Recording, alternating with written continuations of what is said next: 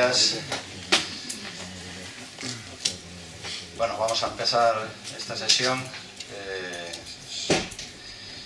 Previamente, bueno, pues deciros, algunos de los que ya tenéis por costumbre venir a este tipo de jornadas, pues ya lo conocéis, pero dentro de nuestro plan de emergencia está previsto que cuando hay reuniones de este tipo, conozcáis, tenéis en vuestra documentación unas instrucciones en relación con nuestro plan de emergencia que básicamente suponen que si hubiera alguna alarma, pues seguir las instrucciones de unas personas que están asignadas dentro de ADEGI para hacer de evacuadores, seguir sus instrucciones y seguir los pasos que os dieran con calma, como se dice en estos casos, y sin atropellos. Bien, en segundo lugar, decir y agradecer a todos los que colaboráis conmigo como coordinador del foro para que, bueno, pues tenga el éxito, por lo menos en este caso, que ha tenido. Creo que el tema tiene mucho interés y en ese agradecimiento pues incluir a los colaboradores como Salán, APD y Mutuaria, al Consejo Asesor. Algunos de ellos estáis aquí, me ayudan a buscar personas y experiencias para aportaros a vosotros. También deciros de una forma también rápida que dentro de la documentación que se podía coger hay unos folletos de Osalan y AENOR que suponen básicamente que hay un acuerdo para que las normas de AENOR sean gratuitas para las empresas vascas. No me preguntéis más detalles, pero bueno, tenéis esa información ahí y me han pedido que os la traslade.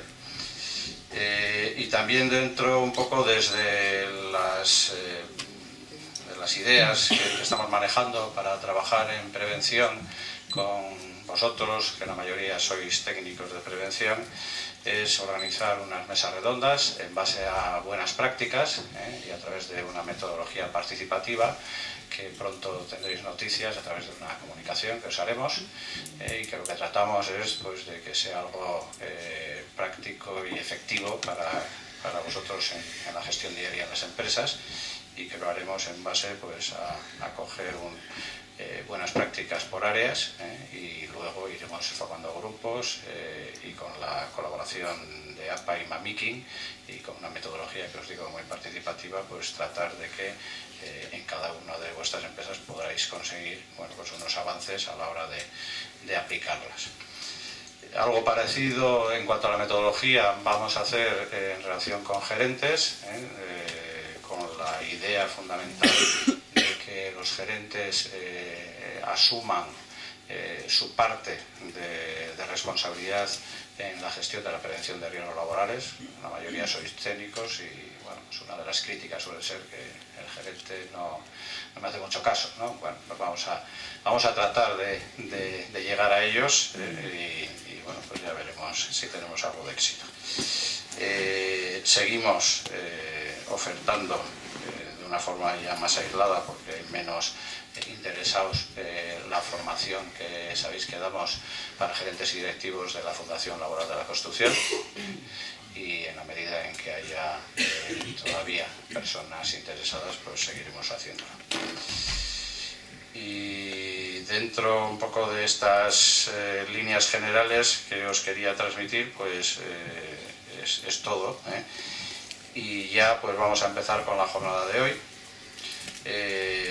En la presentación que recibisteis está anunciada Gabriela Bertrán, que es la nueva jefa territorial de Inspección de Trabajo Vasca en Guipúzcoa, un puesto de reciente creación que no sé ni si está publicado, ¿no? Todavía en el boletín, pero que esa es su nueva responsabilidad.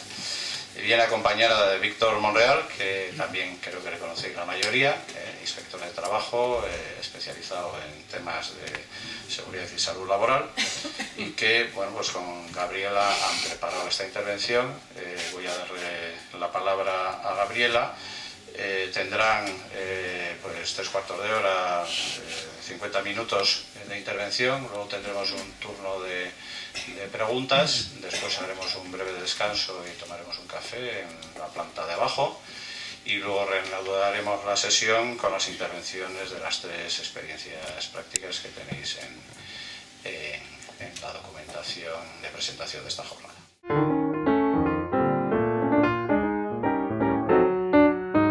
Bueno, buenos días. Yo efectivamente vengo de tapado esta mañana, ya lo siento, porque la verdad que disfrutar de la exposición de Gabriel hubiera sido un lujo para todos, incluido para mí. Pero bueno, se tendrán ustedes que conformar conmigo. En primer lugar, como ya ha dicho Gabriela, pues agradecer la invitación que ha formulado ADEGI para participar con ustedes en esta jornada sobre formación de prevención. Es de agradecer a los empresarios que con la que está cayendo en estos momentos en el ámbito económico, pues todavía se sigan buscando tiempo y rincones para poder seguir discutiendo de prevención de riesgos laborales, ¿no? Lo que da una nota, digamos, de normalidad en fin, a la situación. Bueno, yo voy a hablar de la formación en prevención de riesgos, también un poquito de la información desde un punto de vista estrictamente jurídico, cuáles son las obligaciones que como inspector de trabajo entiendo que se les debe de exigir a los empresarios y también a los trabajadores en el desempeño de su actividad laboral y cuáles son las responsabilidades que en su caso puedan derivarse de los incumplimientos de estas obligaciones, ¿sí? Bien, partimos de la base de que la formación y la información constituyen dos de los pilares fundamentales para el desarrollo de las políticas de prevención de riesgos y no solo en el ámbito empresarial. Ya saben ustedes que en los últimos tiempos se ha venido implantando se ha ido asentando la idea de que el desarrollo de la denominada cultura de la prevención es algo que compete no solo al ámbito empresarial, sino que es responsabilidad de la sociedad en su conjunto, con el fin de lograr una efectiva aplicación práctica de la acción preventiva, su integración en todos los órdenes de la vida. Y esto es una responsabilidad que en sí corresponde a todos los poderes públicos. La estrategia europea del año 2007 para el quinquenio 2007-2012 ya establecía la necesidad de desarrollar planes para integrar las políticas de prevención de riesgos, la cultura de la prevención en la formación reglada, decía, a todos los niveles del ciclo educativo, en todos los ámbitos, desde la universidad hasta la formación profesional. Incluso habla de la educación primaria, pues considera que los reflejos básicos de la prevención se adquieren en la infancia. En España, la estrategia española, que se aprueba 4 meses después de la comunitaria, reconoce que la actividad de prevención no adolece de una falta de interés y de atención por parte de la sociedad, porque sencillamente falta una visión global de la prevención. Y sin embargo, hay que tener en cuenta que cualquier decisión que en el ámbito político, en el ámbito profesional, en el ámbito empresarial se adopte, de una u otra forma va a tener una incidencia en el terreno de la prevención de riesgos.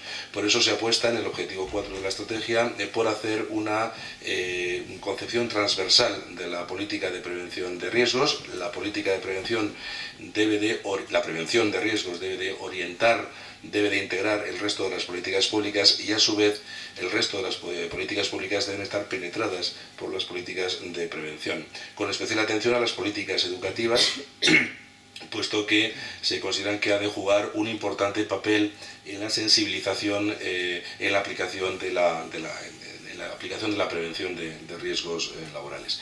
El objetivo 4 apuesta por fomentar la formación en prevención de riesgos laborales, el desarrollo de instrumentos pedagógicos, de instrumentos para formación de los educadores en prevención de riesgos laborales, y luego el objetivo 6, que está expresamente dedicado a la formación en prevención de riesgos laborales habla de la necesidad de potenciar esta actividad, finalizando con la necesidad de elaborar el Plan Nacional de Prevención de Riesgos Laborales. Bueno, en el ámbito empresarial, desde luego, información y formación son dos de las patas fundamentales para el desarrollo de una cultura preventiva en la empresa que garantice un cumplimiento real y efectivo de las obligaciones empresariales en materia de prevención de riesgos laborales y no un cumplimiento meramente documental.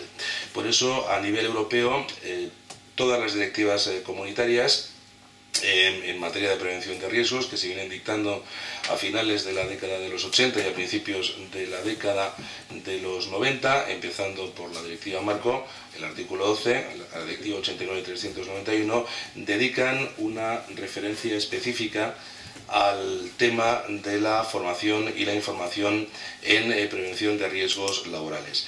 Esta previsión de la legislación comunitaria ha sido recogida luego a nivel interno en la Ley de Prevención de Riesgos Laborales, fundamentalmente en los artículos 18.1 para la información y el artículo 19 para la formación en prevención de riesgos. Es cierto que hay otros artículos que de una u otra forma se refieren a la formación y a la información, modalizándola en función de las circunstancias concretas de riesgo, en función de las características personales o profesionales de los trabajadores que van a desarrollar la actividad laboral, pero el régimen jurídico básico aparece establecido en los artículos 18 y 19 de la Ley de Prevención. Y a su vez esta previsión legal aparece luego desarrollada en los diferentes reglamentos, en los diferentes reales decretos que dotan de contenido material a ese genérico deber empresarial de garantizar la salud y la seguridad en el trabajo que marca el artículo 14 de la Ley de Prevención. Todos los reales decretos de desarrollo de la Ley de Prevención, de una u otra forma, recogen referencias que dotan de contenido a la obligación de formación y a la obligación de información en prevención de riesgos laborales. Hay dos excepciones, todos ellos se refieren a la información, dedican un precepto específico a regular la información, cómo ha de ser la información en prevención de riesgos, pero luego hay dos que pues no hacen referencia a las obligaciones de formación. Son el decreto 1215/97 sobre equipos de seguridad en equipos de trabajo, que únicamente se refiere, como digo, a la información y además se limita pura y simplemente a replicar el artículo 18.1 de la Ley de Prevención, y luego el artículo 15 del decreto 1627 de construcción, que solo se refiere igualmente a la información y además desde un punto de vista pues muy genérico. En el caso del decreto de construcción quizá tiene su explicación en que la forma de abordarlo es desde el punto de vista de la coordinación de actividades empresariales.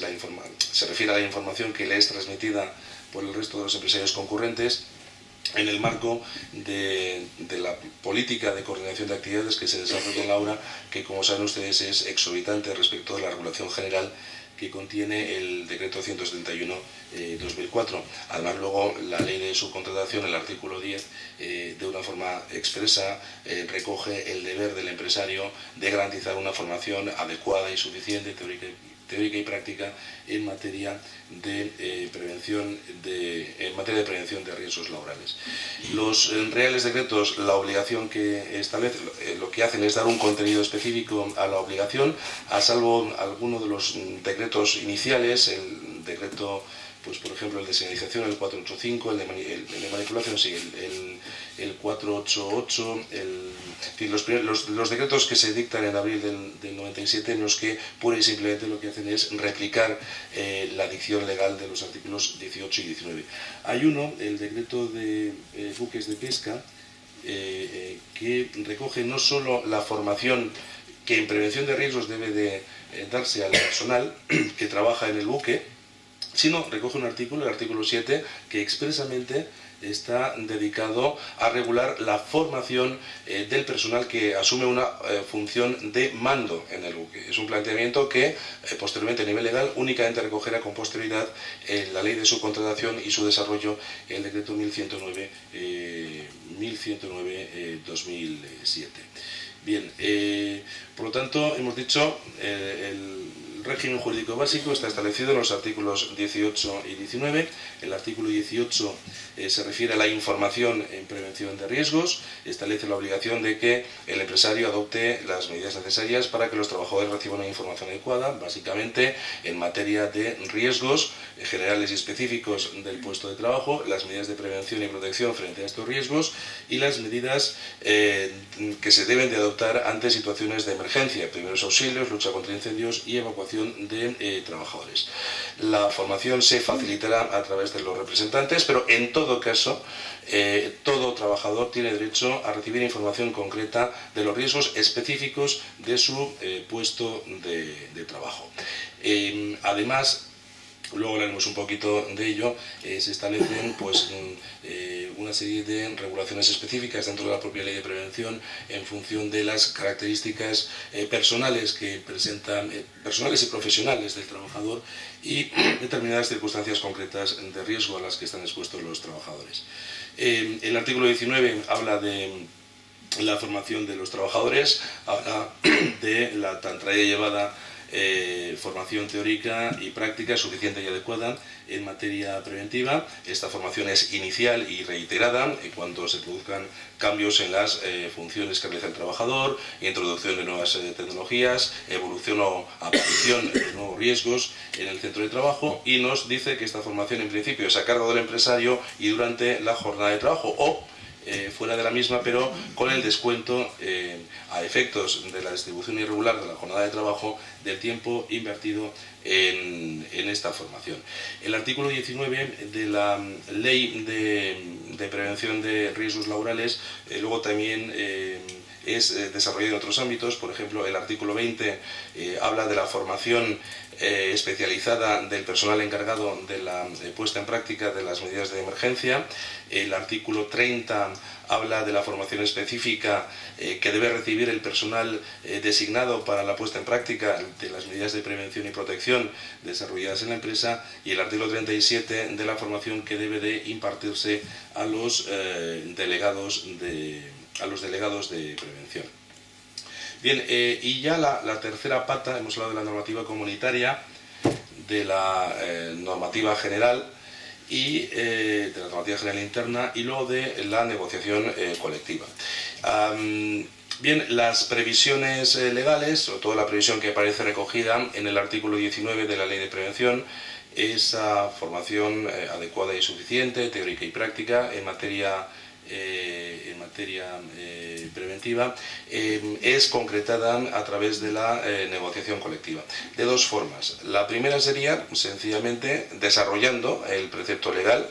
El convenio en el ámbito sectorial de aplicación nos va a decir qué es lo que entiende que debe ser una formación suficiente y adecuada, describiendo cuáles son los itinerarios formativos que han de seguirse en función de la actividad y del sector, y la duración específica de estos itinerarios. En principio se trata de complementar la regulación legal y por lo tanto el marco jurídico sería el del artículo 19 de la Ley de Prevención. Y luego hay un segundo aspecto: hay convenios colectivos que establecen o pueden establecer una regulación adicional, complementaria, pero también de carácter obligatorio a la que establece el artículo 19 de la Ley de Prevención. Es una regulación exorbitante a la establecida en la ley, pero que en modo alguno excluye o suple la establecida en la regulación legal. La referencia en la que todos pensamos pues es el cuarto convenio general del sector de la construcción, que, como saben ustedes, dedica un título específico, el título segundo del libro tercero, los artículos 134 y siguientes, a la regulación de la formación en el convenio, a las empresas que se rigen por el convenio de la construcción, con dos ciclos. Un primer ciclo de 8 horas, denominado aula permanente, que tiene por objeto la adquisición de unos conocimientos básicos en materia preventiva, riesgos del sector, riesgos generales del sector, medidas de prevención frente a estos riesgos, y un segundo ciclo en donde se describen una serie de itinerarios formativos con módulos de 20 horas que tienen por objeto que los trabajadores pues adquieran una formación más específica en función a la actividad a la que se dedican dentro del sector de la dentro del sector de la construcción. Como curiosidad y también un poco en sintonía con la ley de subcontratación y el decreto de desarrollo, el decreto 1109, se establece también una formación específica para el personal directivo, jefes de hora, mandos intermedios y personal administrativo, un módulo de 10 horas. Insisto en que esta formación en ningún momento excluye la obligación del empresario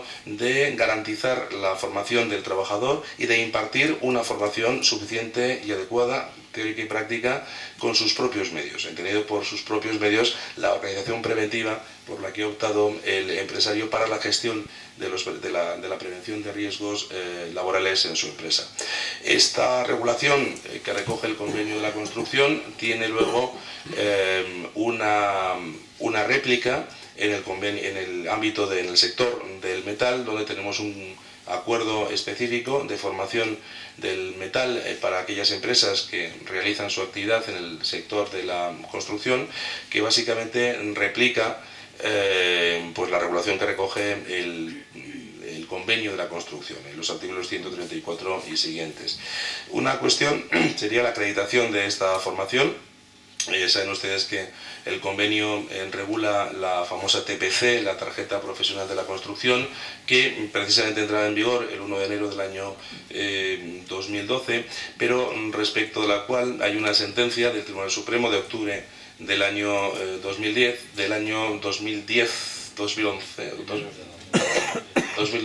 octubre de 2000, bueno, sería esta, yo creo que es octubre de 2010 y luego esta en la que se viene a decir que, bueno, que no hay ningún problema con que la tarjeta de la construcción acredite la formación del trabajador. Lo que se discute es que sea el único modo de acreditar esa formación, porque la ley no exige ningún título habilitante para prestar trabajo en el sector de la construcción, y se puede entender que, lógicamente, en la medida en que tú no tienes ese título habilitante, que sería la tarjeta de la construcción, se estaría discriminando a aquellos trabajadores que no han iniciado todavía su actividad en el sector y que pretenden hacerlo, ¿no? Bien, por lo tanto, en principio la regulación yo creo que es muy extensa. Tenemos normativa comunitaria, normativa interna española, complementada por la regulación convencional. Y bueno, en cuanto al desarrollo de esta formación, hay que reconocer que en los últimos tiempos, veremos lo que pasa ahora con la situación de crisis, pero hay que reconocer que en los últimos tiempos ha sido importante el desembolso que han venido realizando los empresarios en las tareas de formación en prevención de riesgos laborales. Hay un estudio de una consultoría de recursos humanos de Barcelona, pero que tiene una implantación a nivel de todo el territorio del Estado, en la que, Muntaner y Asociados, en la que se viene a decir que las empresas dedican o han dedicado a formación al menos un 3%, en concreto lo que dice es que al menos el 50% de las empresas dedican anualmente a formación un 3% de la masa salarial, y que una buena parte de esta formación está precisamente dedicada al tema de la prevención de riesgos laborales.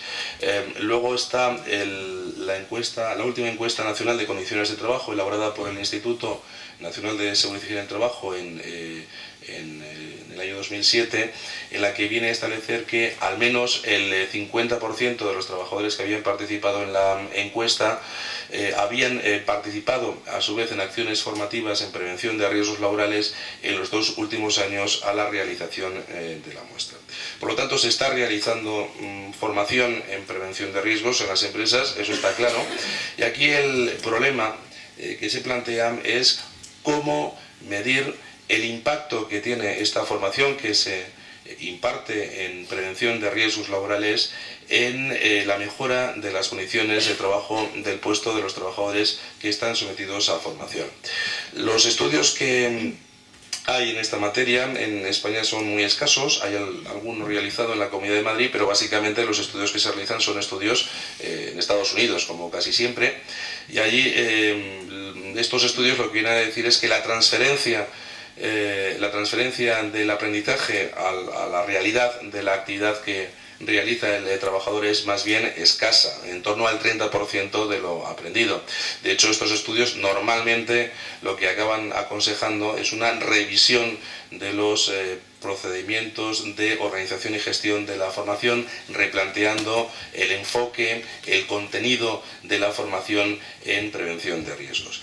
Y es que la formación en prevención de riesgos laborales no puede concebirse como un mero trámite burocrático a través del cual el empresario da cumplimiento a una obligación legal. Tiene que ser un instrumento a través del cual se facilita a los trabajadores una serie de elementos aptitudinales y cognitivos que permiten una mejora de las condiciones de prestación de servicios en el ámbito laboral. Por lo tanto, yo entiendo que es muy importante en este ámbito el papel de la evaluación de la formación. Pero la evaluación no solo desde el punto de vista del trabajador sometido a aprendizaje, sino también el impacto que este aprendizaje recibido por el trabajador conlleva en el contexto de actividad en el que se mueve este trabajador. Incluso, si me apuran, los obstáculos que el propio contexto opone al desarrollo de las habilidades que ha adquirido ese trabajador en el proceso de aprendizaje. Y por último, decir que la formación evidentemente no puede ser algo ajeno al sistema de gestión de la empresa. Hay algún autor que viene a decir que solo será válida esta formación, solo será eficaz si se combina con el resto de las herramientas tecnológicas y organizativas que se ponen a disposición de los trabajadores. Bien, hemos hablado de que tanto formación como información son dos de los pilares fundamentales. No sé por qué sale así. Que formación e información son dos de los pilares fundamentales en las políticas de prevención de riesgos. En todo caso, información no es lo mismo que formación. La información es una obligación instrumental que tiene un contenido específico y diferenciado del propio de la formación. Aunque es cierto que muchas veces los lindes entre información e información teórica son difíciles de delimitar. Lo cierto es que la información se cumple con el mero suministro de información, suministro de datos sobre riesgos generales y específicos en el centro de trabajo, en el puesto de trabajo, las medidas de prevención y protección frente a estos riesgos y las medidas que, en su caso, debe de adoptar el trabajador ante concretas situaciones de emergencia. El papel del trabajador es un papel puramente pasivo. Se limita a recibir y registrar esa información. Nos dice la jurisprudencia que esta información que se traslada al trabajador ha de ser puntual y concreta, ha de estar centrada en los concretos elementos que generan un riesgo en el desenvolvimiento de la actividad laboral del trabajador y debe estar centrada, como digo, en los riesgos del puesto de trabajo o función. No se puede exigir al empresario que imparta o que facilite información sobre aquellos elementos de riesgo respecto de los cuales existe una prohibición expresa de utilización. Y además esta información en principio ha de ser previa, salvo que concurran circunstancias que lo imposibiliten. En este caso, el artículo 21 de la Ley de Prevención lo que establece es que en situaciones de riesgo grave e inminente el empresario adoptará las medidas necesarias para que esta información se traslade al trabajador lo antes posible. Bueno, el régimen jurídico del artículo 21 de la ley, cuando habla de información en prevención de riesgos, se va a modalizar en determinados supuestos en función de las características del trabajador o de las circunstancias concretas de riesgo que se dan en su puesto de trabajo. Por ejemplo, el artículo 27 de la Ley de Prevención, cuando habla de los trabajadores menores de edad, la información de riesgos y medidas preventivas no solo se traslada al trabajador, sino también a los padres o tutores que han intervenido en la contratación. El artículo 28, cuando habla de los trabajadores temporales, aquí en este caso la empresa que contrata tiene obligación con carácter previo a la contratación de trasladar información sobre los riesgos, las cualificaciones profesionales y actitudes personales necesarias, las situaciones especiales de riesgo que pueden darse, las medidas de prevención frente a la misma y los controles médicos que son necesarios. Y en cuanto a las empresas de trabajo temporal, también se establece un régimen dual de obligaciones. La empresa de trabajo temporal temporal, tiene que facilitar información sobre las características de la actividad, las características del puesto y sobre las condiciones profesionales y personales requeridas al trabajador, la empresa usuaria es la obligada a cumplir con las pautas del artículo 18. Información de riesgos generales y específicos del centro de trabajo del puesto, medidas preventivas y medidas a adoptar ante situaciones de emergencia. Y por fin el artículo 41 establece que toda la información que al empresario faciliten los fabricantes, suministradores, importadores de maquinaria, útiles, herramientas, productos y sustancias químicas en cuanto a las condiciones de utilización, condiciones de uso de equipos de protección personal, riesgos, medidas preventivas, etcétera, automáticamente tiene que ser también trasladada al empresario. La formación es un estadio adicional a la información, supone un plus en la medida en que el objetivo fundamental es fomentar la cultura preventiva en la empresa, hacer partícipe al trabajador de las políticas de prevención de riesgo empresariales, que el trabajador disponga de los instrumentos, de los elementos necesarios para estar en condiciones de reducir los niveles de siniestralidad en el puesto de trabajo. A diferencia de lo que ocurre con la información, el trabajador tiene que adoptar, en el caso de la formación, un papel activo. Debe de asumir la formación que se imparte adoptando la cultura preventiva diseñada por el empresario. Bien, este es un esquema que me he inventado yo, no tiene ninguna doctrina ni ninguna jurisprudencia detrás. El domingo por la tarde me dio por escribir esto. Paso de planteamientos puramente técnicos que seguro que mis compañeros que van a exponer después pues les contarán muchas cosas. Yo aquí les cuento cómo entiendo esto de la formación en función de las obligaciones que marca la ley de prevención. Ahora, en primer lugar, el artículo 16 de la ley establece la obligación empresarial de elaborar un plan de prevención de riesgos. La regulación se modificó en el año 2005, pero básicamente hay que definir una estructura organizativa, definición de funciones, prácticas y procedimientos, incluyendo los procedimientos organizativos que tengan una influencia en la prevención de riesgos, una fijación de objetivos económicos, objetivos materiales y objetivos de recursos humanos empleados en la prevención de riesgos. En primer lugar, dentro del plan de prevención va a ser necesario que el empresario defina cómo quiere hacer las cosas, cómo quiere organizar la formación preventiva en su empresa. Debe de definir el procedimiento que va a utilizar para identificar las necesidades, para elaborar el programa de formación y para reiterar este programa en los casos que sea necesario. En segundo lugar, la evaluación de riesgos. Artículo 16.2 de la Ley de Prevención. El empresario tiene que realizar el estudio de campo necesario para identificar, conforme al procedimiento establecido en el Reglamento de Servicios de Prevención, el artículo 5.1, cuáles son las necesidades existentes en el centro de trabajo y en el puesto de trabajo, y en función de las características personales y profesionales de los trabajadores que van a desempeñar la actividad, concretar cuáles son las necesidades que existen particularmente en materia formativa, elaborar un programa de formación.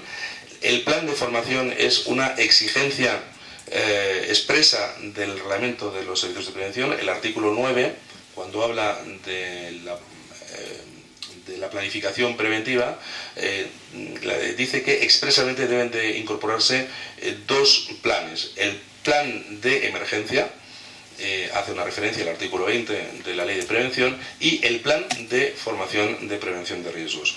Debe de impartir esta formación, debe evaluar la formación. A mí me parece un elemento fundamental la evaluación de la formación, el impacto que el aprendizaje ha tenido sobre el trabajador, sobre las condiciones de trabajo, sobre el contexto en el que se mueve, y finalmente, en los supuestos que establece el artículo 19.1, pues procederá a una revisión y actualización de la ley de la formación impartida. Bueno, ¿cómo ha de ser la formación? En realidad este es el quiz de la cuestión, me he enrollado un poco para llegar aquí. Bien, la ley de prevención configura la formación como una obligación de carácter complejo, de tracto sucesivo, y que se caracteriza más por la finalidad que por los medios empleados. La finalidad no es otra que reducir los niveles de siniestralidad existentes en el centro de trabajo, en el puesto de trabajo. Ello exige, lógicamente, al empresario un completo conocimiento de su empresa, de los riesgos existentes y de aquellas características o condiciones de trabajo que puedan suponer un riesgo para los trabajadores. Del artículo 19 de la ley se derivan una serie de notas caracterizadoras de lo que es el régimen jurídico de la formación en prevención, que luego ha sido matizado. Hay bastante jurisprudencia en la materia, tanto en el contencioso como en los juzgados de lo social. El contencioso normalmente relacionado con las actas que los inspectores de trabajo formulamos, y en el juzgado de lo social bueno, valorando las propuestas de recargos de prestaciones que se producen cuando hay un accidente de trabajo. Bueno, dice el artículo 19 que la formación tiene que ser suficiente y adecuada, teórica y práctica, y en materia preventiva. ¿Qué es formación suficiente? Pues aquella que permite al trabajador un perfecto conocimiento de los riesgos a los que se va a enfrentar en el desenvolvimiento de su actividad laboral. La formación tiene que ser suficiente desde el punto de vista de su duración, de su contenido, de su metodología y de sus objetivos. La jurisprudencia, por ejemplo, no ha considerado como formación preventiva del 19 porque no era suficiente pues la mera entrega de fichas informativas, en general cumplimientos de carácter puramente documental, porque eso se considera que es más información que formación, la experiencia que puede adquirir el trabajador en el desenvolvimiento de su actividad laboral, lo que puede aprender el trabajador como consecuencia de lo que ha podido ver o ha podido escuchar a otros compañeros, los comentarios que pueden hacer otros compañeros en el centro de trabajo, y tampoco es formación las instrucciones que pueda dar el empresario o sus encargados en el centro de trabajo sobre el desenvolvimiento de la actividad laboral. En segundo lugar, la formación tiene que ser adecuada en función del tipo de trabajo o actividad que realiza el trabajador, sus cualificaciones profesionales, sus aptitudes personales y, por supuesto, su nivel cultural. El nivel cultural tiene que ser valorado por el formador a la hora de diseñar el programa formativo. Debe tener en cuenta también las características fisiológicas y psicológicas de los trabajadores a los que va destinado, su experiencia en el sector. Obviamente no se puede conceptuar de la misma forma la formación que se va a dar a un trabajador de nuevo ingreso que un trabajador que tiene una dilatada experiencia en el sector, aunque hay que decir que, si bien es cierto que la antigüedad de la experiencia puede modalizar el contenido de la formación, en ningún caso puede ser una excusa para que el empresario excluya a estos trabajadores más experimentados de los programas formativos. Y lógicamente esta formación pues va a tener que ser cuanto más intensa cuando mayor es el nivel de exposición a riesgo que sufren los trabajadores. En tercer lugar, ha de ser una formación de carácter teórico y práctico. La formación teórica es necesaria, evidentemente, en la medida en que la función de la misma es la creación de actitudes positivas hacia la prevención, el fomento de la cultura preventiva en la empresa, la búsqueda de complicidades en el cumplimiento de la normativa de prevención de riesgos, pero la jurisprudencia deja muy claro que una formación puramente teórica que no vaya acompañada de una puesta en práctica de los conocimientos y habilidades adquiridos no vale para nada. No se puede admitir como formación del artículo 19. Y esto me lleva a un tema de discusión que es, en fin, ¿qué pasa con la formación a distancia? Ya les anticipo que los inspectores de trabajo observamos con mucho recelo la formación a distancia porque normalmente va a fallar uno de los elementos básicos que caracterizan la exigencia formativa del 19, que es la formación teórica. Sí que es cierto, y esto se lo reconozco, que en cualquier caso es un tema que está sometido a una extraordinaria casuística. Habría que analizar las circunstancias del caso concreto porque bueno, es un tema que admite una modalización en función de la propia evolución técnica, con el progreso de las técnicas de formación online, el e-learning, la aparición de tecnologías incipientes, pues como pueden ser los métodos de virtualización, las famosas tecnologías 2.0. En todo caso, son técnicas que son muy incipientes y lo que habría que analizar en cada caso en concreto es si se cumplen o no los parámetros que hemos establecido o que establece legalmente el artículo 19 de la Ley de Prevención.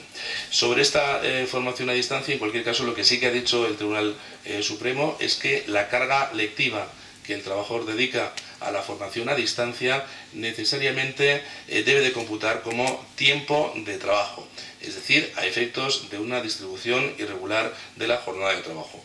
Si se realiza durante la jornada de trabajo no hay ningún problema, pero si se realiza fuera debe de servir para descontar el tiempo empleado, el tiempo invertido en las jornadas de trabajo de carácter posterior. Y finalmente tiene que ser específica, centrada en el puesto de trabajo o función que desarrolla el trabajador. No me valen formaciones genéricas, indiscriminadas, comunes al total de trabajadores que integran la plantilla de la empresa. La formación tiene que estar centrada, como digo, en el puesto de trabajo en función y tener en cuenta las características personales de los trabajadores sometidos a formación. Y por último, debe ser impartida a la totalidad de la empresa. En ningún momento pueden ser excluidos los trabajadores temporales. Bien, ¿cuándo debe de impartirse esta formación? Bueno, pues lo dice el artículo 18, el artículo 19, la obligación formativa es una obligación de contenido complejo, que está en continuo desarrollo en función de los cambios que se producen en los puestos de trabajo, como consecuencia de la aparición de nuevas circunstancias laborales, nuevos procedimientos técnicos o nuevas técnicas de protección colectiva o individual. Bueno, dice el artículo 19 que la formación se impartirá en el momento de la contratación, con independencia de cuál sea la duración del contrato o el tipo, modalidad de contrato que ha elegido el empresario. Por lo tanto, incluso en este contrato que se ha sacado la reforma laboral como es de profesionales, Manolo, ¿no? Ahí existiría también una obligación de impartir esta formación con carácter previo. Bueno, lo que sí que admite la jurisprudencia es que la formación se imparta con carácter previo, la efectiva ocupación por parte del trabajador del puesto de trabajo, pero que en este caso ese tiempo dedicado a formación debe computar como tiempo de trabajo, o que se simultanee la formación con la actividad que está realizando el trabajador. Y luego dice el artículo 19, pues esta formación debe impartirse cuando se produzcan cambios en las funciones que realiza el trabajador como consecuencia del ejercicio regular o irregular por parte del empresario de su poder de dirección, cambios en las tecnologías empleadas, adquisición de nuevos equipos, modificación en los mismos, y finalmente cuando se detecta una evolución en los riesgos a los que están expuestos los trabajadores o la aparición de nuevos riesgos. Bueno, es trasladable a terceros la obligación de las obligaciones preventivas derivadas de la formación. Tanto la formación como la información son obligaciones instrumentales que dan contenido al genérico deber de seguridad en el trabajo que se impone al empresario en el artículo 14 de la Ley de Prevención. Por lo tanto, el régimen jurídico es el de cualquier otra obligación que se establece en materia preventiva, y aquí es de aplicación el artículo 14.4 de la Ley 31/95. Es decir, el hecho de que el empresario pueda ceder parcelas de la prevención a terceros, sean trabajadores de la empresa, directivos, personal de servicios de prevención ajenos, en ningún momento obstan las responsabilidades que pueda asumir al trabajador. Quiere decir que si, por ejemplo, si se ha concertado, se ha externalizado la actividad formativa en prevención con una entidad ajena concertada, y esta entidad, a la hora de diseñar el plan de formación, no ha garantizado esa formación adecuada, bien porque sencillamente no ha impartido la formación que era requerida, o no lo ha hecho en las condiciones establecidas en la ley, según lo que hemos visto antes,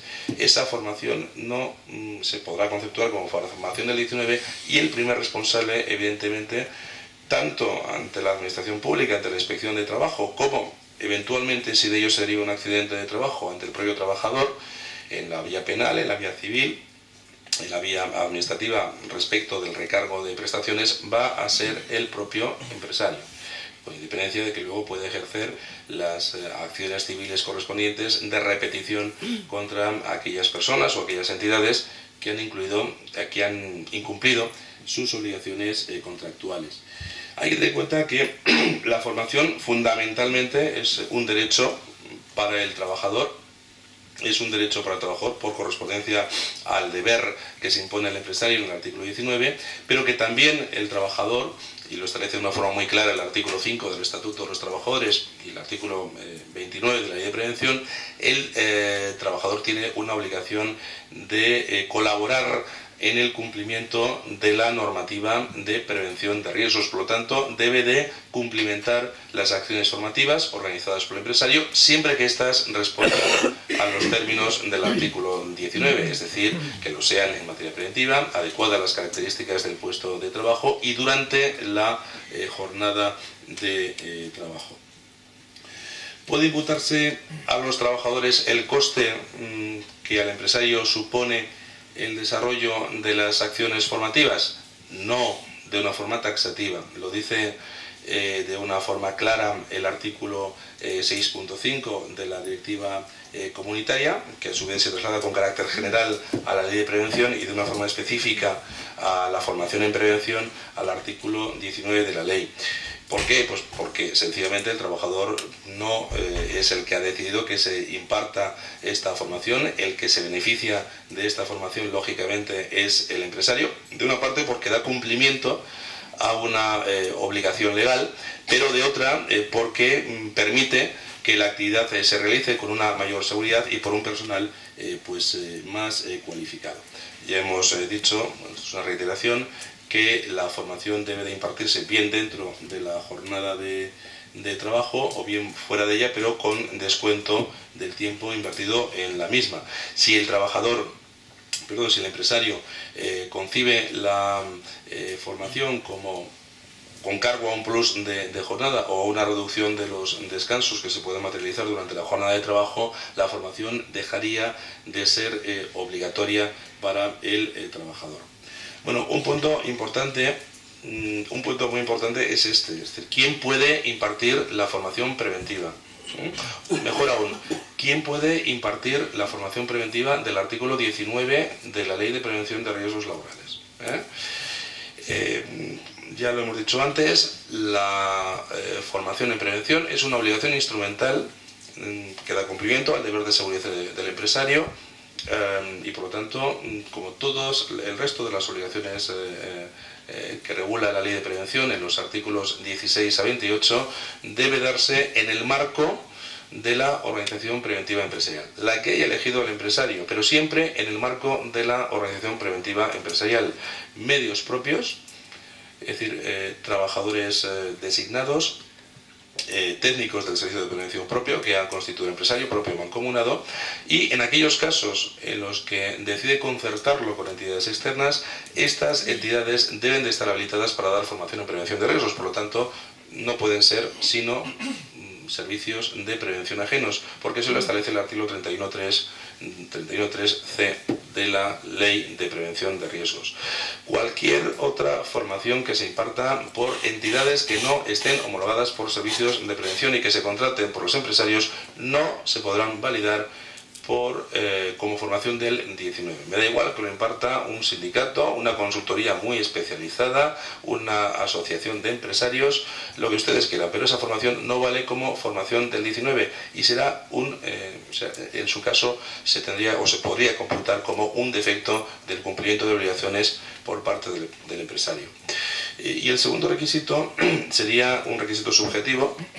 El personal formador que interviene en esta actividad preventiva necesariamente debe de tener la cualificación profesional necesaria para impartir esta formación, lo que nos lleva al capítulo 6 del reglamento de los servicios de prevención, el artículo 36 y el artículo 37. Para dar formación en prevención de riesgos laborales, el técnico tiene que ser por lo menos técnico de nivel intermedio. Si de lo que se trata es de formar, veo por ahí, bueno, de lo que se trata es de formar sobre riesgos generales del centro de trabajo, y si ya se trata de riesgos específicos, la cualificación es de técnico de nivel superior, y de nivel superior en función de la especialidad. Lógicamente, si hablamos de riesgos aeronáuticos, pues el técnico tendrá que tener la cualificación profesional de especialista en ergonomía y psicosociología aplicada al trabajo.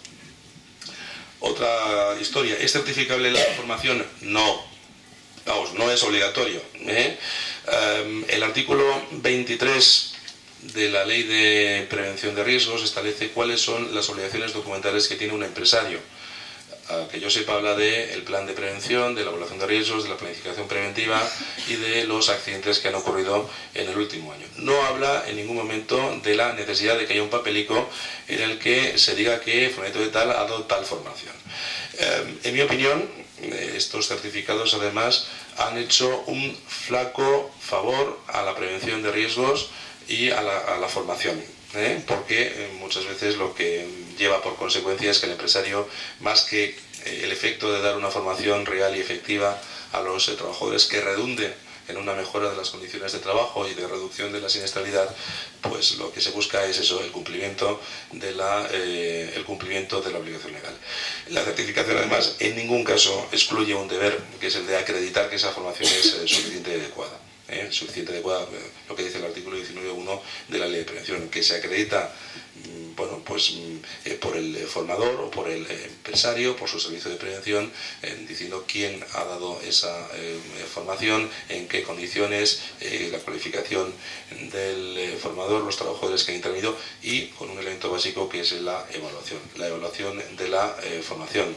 Ya hemos dicho antes, evaluación del aprendizaje, el impacto que el aprendizaje recibido ha tenido sobre el propio trabajador, sobre el contexto, el puesto de trabajo en el que el trabajador desarrolla su actividad, y en tercer lugar, valorando las necesidades y los obstáculos que ese contexto puede oponer al desarrollo de las habilidades que el trabajador ha adquirido como consecuencia de ese proceso de aprendizaje. Por último, responsabilidades que conllevan el incumplimiento de las obligaciones en materia de formación de riesgos laborales. Me voy a referir únicamente a las responsabilidades que quedan dentro del marco de actuación de la Inspección de Trabajo, que son las responsabilidades administrativas, y en materia de seguridad social. Obviamente, producido un accidente de trabajo, se pueden derivar también en responsabilidades penales y responsabilidades civiles de forma independiente o derivadas de la responsabilidad penal, porque se comete un delito tipificado en el artículo 300, en los artículos 316 siguientes del Código Penal. Lógicamente, las responsabilidades administrativas son la sanción administrativa que propone la Inspección de Trabajo y resuelve la autoridad laboral. La Inspección de Trabajo no decide, únicamente propone al órgano político. En este caso, normalmente va a ser la Delegación Territorial de Trabajo, en función de la cuantía. En ocasiones, cuando se superan los 30.000 euros, va a ser el director de trabajo del Gobierno vasco. La Inspección de Trabajo, digo, que puede proponer y sanciones administrativas en función de los incumplimientos de los artículos 18 y 19 de la ley. Normalmente las infracciones se tipifican como graves. La infracción del artículo 19 está recogida en el apartado 8 del artículo 12. La infracción del artículo 37 de facilitar formación a los delegados de prevención en el apartado 12 del artículo 12, y la incumplimiento de las obligaciones de facilitar formación a los trabajadores encargados de organizar las medidas de prevención se computa también como infracción grave en el apartado 18 del artículo 12. Esto no obsta la posibilidad de que, en función de las circunstancias que concurran, las características personales de los trabajadores menores de edad, trabajadores con una especial sensibilidad, maternidad, lo que ustedes quieran, pueda considerarse la infracción como una infracción de carácter muy grave.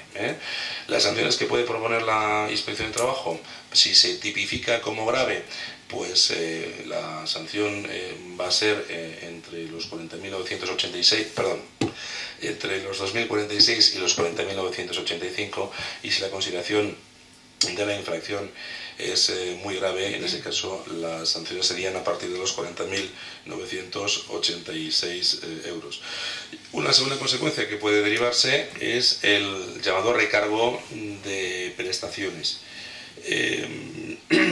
Está vinculada lógicamente al acaecimiento de un accidente de trabajo derivada de un defecto en las condiciones de trabajo. Es una regulación específica de la seguridad social y permite un incremento de la cuantía de las prestaciones derivadas de la actualización de la contingencia que genera el accidente, perdón, de la actualización del riesgo que genera la contingencia, entre un 30 y un 50% según la gravedad de la falta. La falta cometida por el empresario en función de las obligaciones que establece el artículo, la Ley de Prevención de Riesgos Laborales. En este caso, lo que hay que demostrar es la existencia de un nexo causal entre la infracción cometida, en este caso el defecto de formación, y la consecuencia lesiva que ha tenido el trabajador. Pues, por ejemplo, yo ahora recuerdo una sentencia, del Tribunal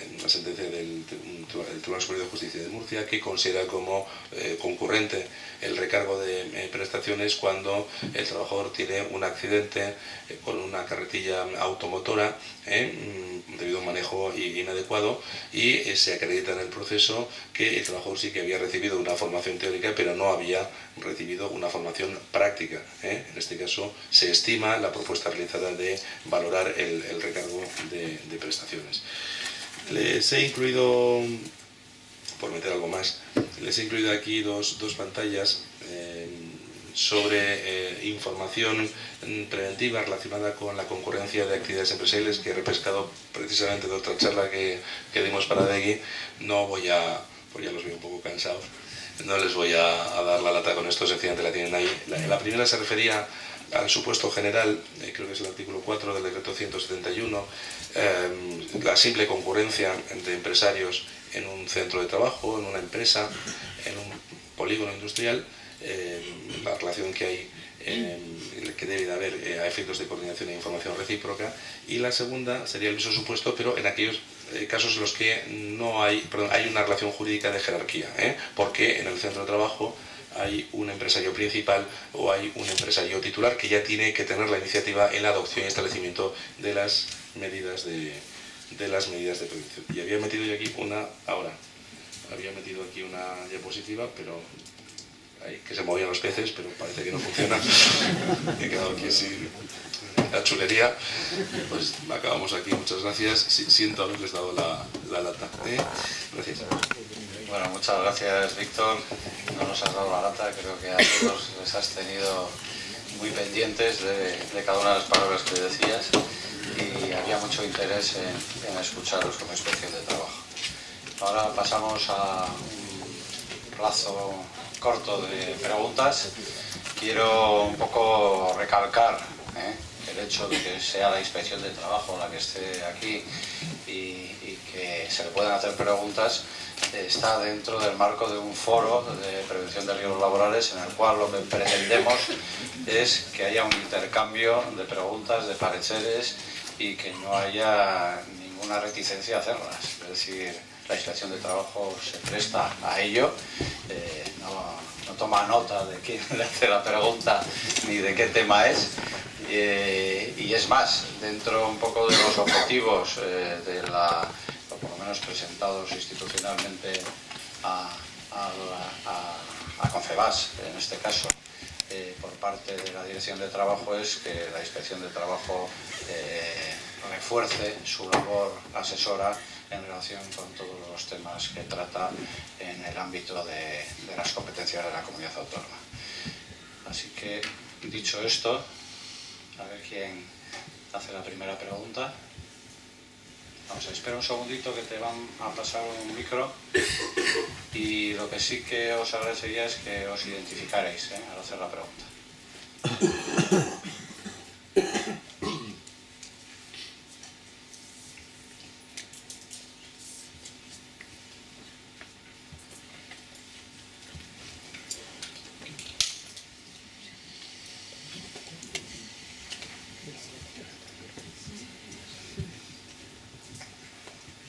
Hola, buenas. Soy John Torregaray. Creo que ya lo has dicho, pero era por aclarar un poco que es lo que más me interesaba. Perdona, Aitor. John Torregaray. ¿Quién puede dar la formación? Has comentado que, por lo que he entendido, que tiene que ser alguien de un servicio de prevención. Propio ajeno, pero servicio de prevención. Digamos, una empresa que tiene un servicio de prevención ajeno y tiene un trabajador dentro que es técnico superior, él no podría dar la formación. Vamos a ver, tiene que formar parte de la organización preventiva empresarial. Quiero decir, ten en cuenta que si ese técnico imparte esa formación, que lo puede hacer porque tiene la cualificación subjetiva, esa actividad tiene que estar sometida a auditoría. Es decir, porque ya se da con medios propios. Es decir, lo que no me vale, o sea, no me vale, pero siempre que se cumplan los parámetros legales. Si ese trabajo se le considera como trabajador designado, por lo tanto tiene una capacitación y se le permite dar esa formación, la consecuencia es que esa actividad tiene que ser auditada. Sí, no habría ningún problema, pero siempre que se cumplen esos requisitos. Se me olvidó decir que también el empresario puede dar esa formación, siempre que se cumplen los requisitos de cualificación, que se trate de empresas de menos de 10 trabajadores y que no se realicen actividades del anexo 1, actividades especialmente peligrosas. ¿Vale? Oye, perdona, Víctor, en relación con esta pregunta, un poco por matizar, entiendo que la pregunta, en vuestro caso, tenéis la modalidad preventiva de un servicio de prevención externo. Entonces, dentro de la organización tenéis una persona cualificada, técnico superior, y que ejerce dentro de la empresa actividades de prevención. ¿O es una persona que tiene el título de prevención pero se dedica a otras cosas?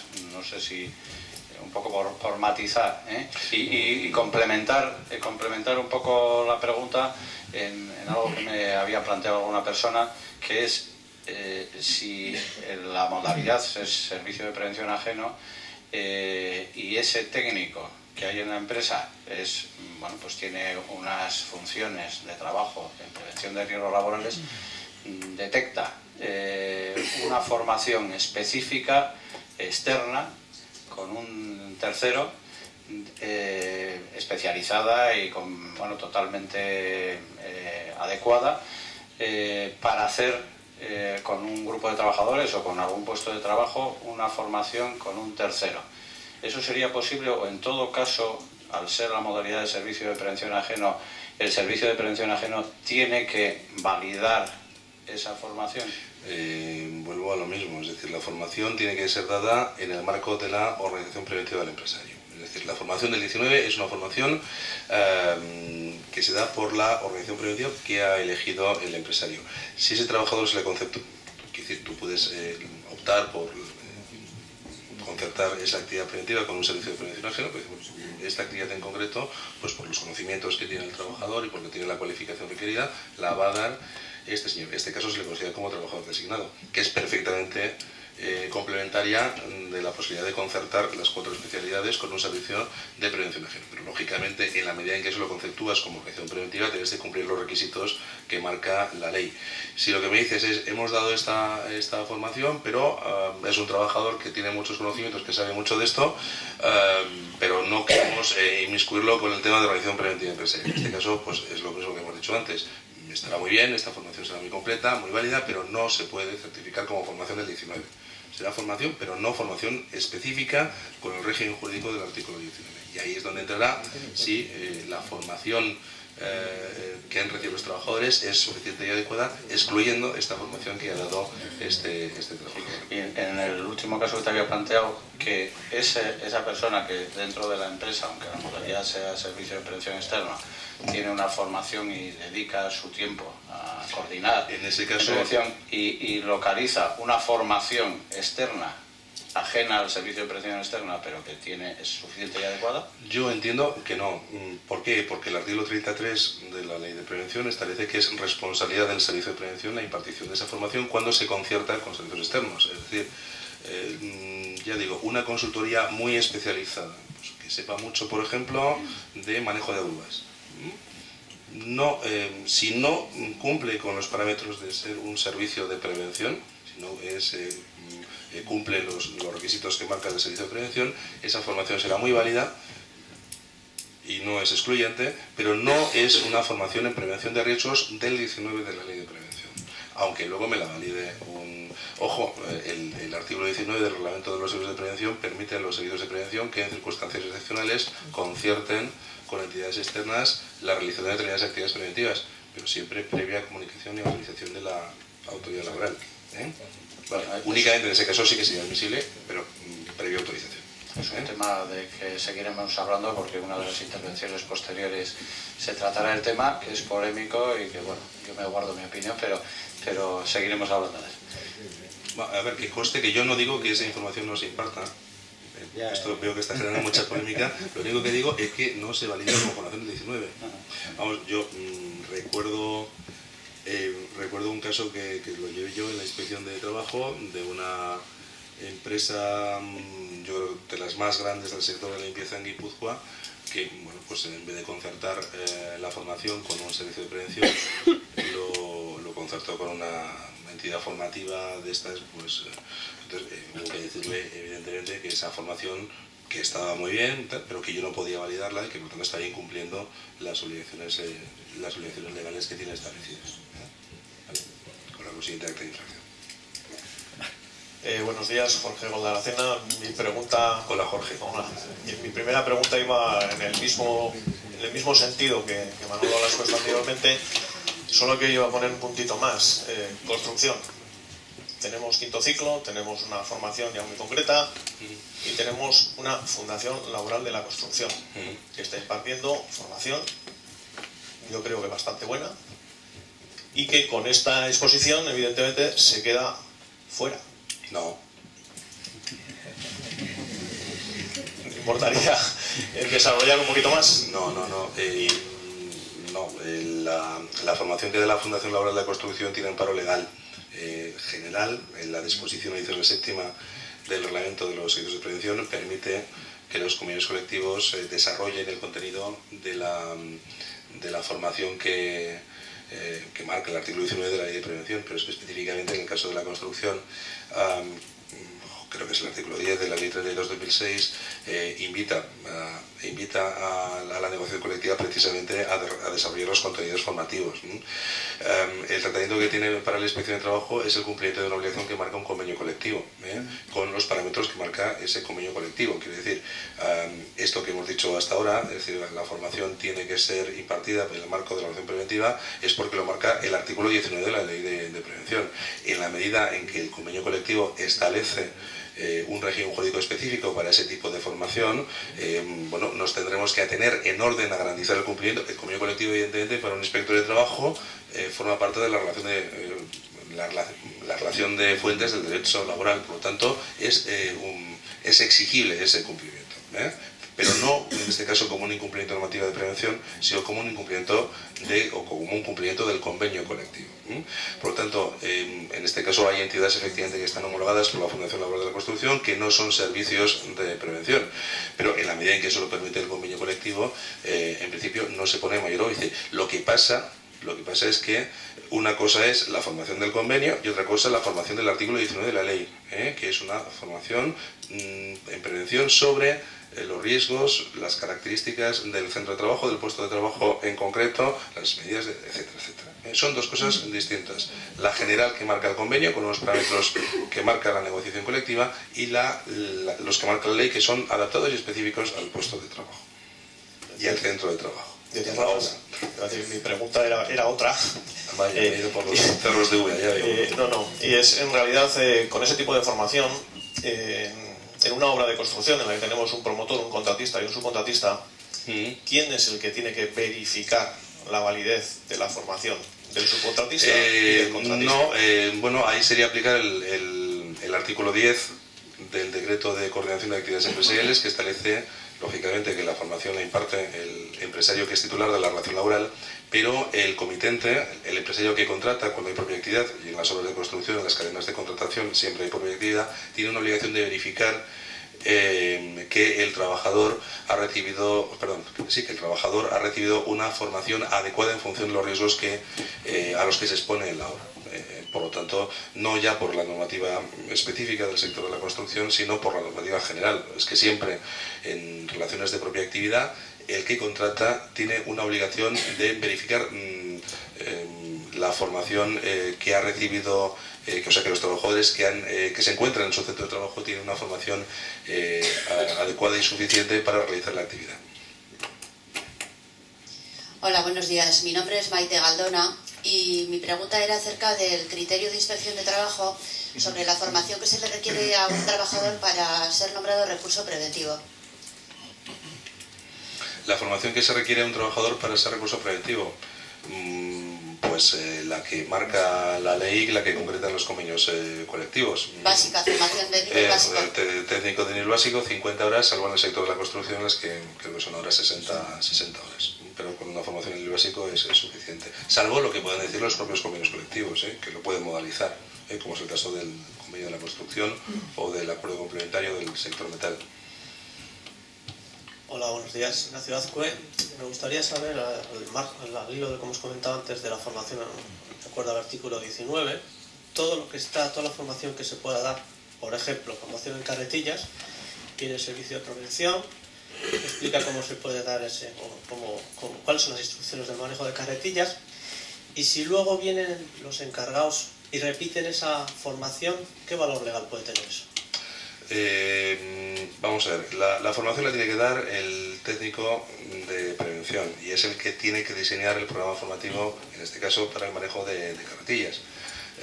Lógicamente la formación tiene que ser teórica y práctica, por lo tanto puede haber una colaboración de los encargados o de personal experimentado, pero en todo caso siempre bajo la dirección y supervisión del técnico de prevención, que es el que se encargará de verificar que se cumplen los planteamientos legales, como las notas de prevención del instituto, etcétera, etcétera. Es decir, lo que no se puede considerar es que esa formación práctica la están impartiendo los encargados. Además hay jurisprudencia en esta materia, y específicamente sobre carretillas automotoras. O sea, si quien está dando la formación al final son los encargados, eso no es formación a la 19 y por lo tanto es incumplimiento, que puede llevar, sobre todo, el problema fundamental son las responsabilidades derivadas del accidente. A pesar de que a todo el mundo le duele las sanciones de la inspección de trabajo, el problema fundamental es que tengas un accidente y se deriven responsabilidades penales, civiles. En ese caso no se podría validar, entiendo yo. Si al final lo que hay es que un señor da la formación teórica, les da un librito y les cuenta 4 cosas, como son las notas técnicas de prevención en materia de carretillas y tal, y luego se van al centro de trabajo y son los encargados los que les dicen cómo tienen que manejar esta carretilla. Eso no sería válido, en mi opinión. Sí, buenos días. Mi nombre es Josu y trabajo en una empresa de construcción. Hola, Josu. También te conozco. Mi consulta es, referente a lo que se está comentando, un no, trabajador... Malo no. Espero que... Pero sí que me ha tenido que sufrir. Exigencias que se le tiene que, en este caso, exigir a un trabajador que viene a una obra y va a utilizar una plataforma de elevadora, una plataforma de tijera. El convenio de la construcción 2007-2011, en su artículo 152, te dice la formación de segundo ciclo de 20 horas que tiene que tener. Muchos no tienen, desconocen, etc. No sería suficiente, o sea, en principio, muchas veces se acredita por parte de la empresa, en este caso del trabajador, la formación recibida pues, de 4, 5 o 6 horas en base al técnico de prevención, en base al servicio de prevención. Entiendo que eso no es suficiente. las 20 horas del convenio de la construcción o el curso de 20 horas de segundo ciclo debería tener ante esto la inspección cómo está actuando, ya no solo a esa formación, sino en cuanto al segundo ciclo de otro... Bueno, primero el trabajador tiene que estar formado en el manejo de carretillas, porque no es que sea una obligación convencional, es una obligación legal, está recogida en el anexo segundo del decreto 1215. O sea, el trabajador tiene que haber recibido una formación suficiente en el uso de equipos de trabajo móviles y no automotores, ¿no? Lógicamente, estamos ya en el año 2012, el cuarto convenio sectorial de la construcción ya ha finalizado, por lo tanto, y en esto ya los inspectores de trabajo somos conscientes de que hay que dar, no solo es exigible la formación del aula permanente, sino la formación de segundo ciclo. Y luego hay que dar una formación adicional específica sobre las características, pues en este caso, de uso del equipo de trabajo en concreto. Del equipo de trabajo que está manipulando el trabajador. Si resulta que luego hay un accidente y el accidente se produce porque el trabajador no tenía un conocimiento específico de uso de ese equipo de trabajo, pues evidentemente se van a dar responsabilidades. No sé si con esto te contesto. No, sí, a ver, de acuerdo estoy, pero por esa regla de 3, a día de hoy las obras de construcción en un porcentaje muy elevado estarían paradas. Bueno, pero en un porcentaje, por experiencia propia, ¿Te refieres porque no se dan los módulos de segundo ciclo? O no disponen, o la práctica, porque luego, claro, yo he solido ver gente que sí acredita una formación, pero que desconoce el manejo de un equipo elevador que va a estar... Eso sería una irregularidad. Claro, yo te digo, mira, además en estos momentos tengo un caso de una empresa de Hernani que el trabajador había recibido formación, en concreto en el uso de grúas torre, grúas puente, pero no específicamente en esa grúa. Era una grúa compleja porque había había dos ganchos, había uno que soportaba 15 toneladas y otro que soportaba 20 toneladas, entonces bueno, requería unos conocimientos especiales, conocimientos que el trabajador no tenía. Se ha producido un accidente, una de las cosas que se va a tener en cuenta efectivamente es que el trabajador sí que tenía formación sobre manejo de grúas puente, pero no específicamente sobre esa grúa. Por lo tanto, sí que se pueden derivar responsabilidades. Y insisto, en estos momentos la inspección de trabajo, yo por lo menos en las visitas que hago, exijo que ya los trabajadores tengan, y de momento sí que es cierto que no se está, por lo menos yo no levanto actas de infracción, no sé mi jefa si podrá decir otra cosa, pero sí que en un plazo más o menos prudente se aporten las certificaciones pertinentes, que en este caso sí que serían admisibles de una entidad homologada por la Fundación Laboral de la Construcción.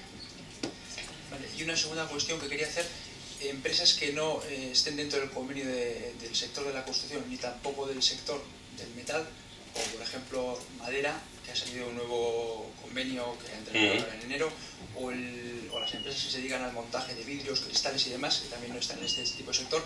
¿Qué formación mínima hay que exigir para que entren a una obra?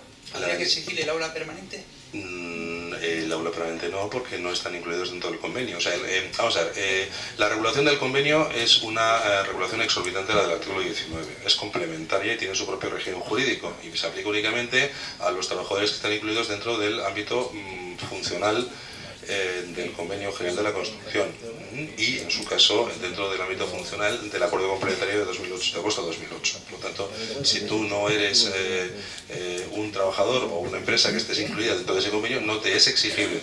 Será exigible el régimen jurídico general del artículo 19 de la Ley de Promoción.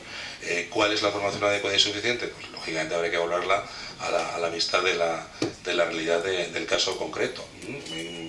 Ya digo, o sea, esto requiere un procedimiento previo de evaluación, de identificación de los riesgos, de definición de la programación y de ejecución de las acciones formativas. Que por esa regla de 3 nos podemos encontrar que en una obra se le exija un curso de 8 horas a un trabajador electricista, más un curso de 20 horas, o sea, 28 horas mínimo, y 2 horas a un... Yo lo que le voy a exigir a un empresario es que la formación que ha impartido su trabajador sea adecuada y suficiente. Me da igual que sean 8 horas, que sean 20, que sean 45, que sea adecuada y suficiente, que no se puede estar certificando que se ha dado 3 horas de formación. A mí lo que me diga es que garantizar, el artículo 19 de la Ley de Prevención lo que establece es que el empresario debe garantizar que la formación que ha recibido el trabajador es adecuada y suficiente. Que a lo mejor con 2 horas es suficiente y a lo mejor con 45 no. a ver si nos enteramos ya de una vez, que es que no se garantiza nada con un certificadito de dar 3 horas de formación o 50 horas de formación. A mí lo que me tienes que valorar y acreditar es que, ojo, le he dado la formación y este señor, en función de sus conocimientos, de su nivel cultural, de su cualificación profesional, de todo lo que tú quieras, conoce los riesgos de su puesto de trabajo. Es que es así.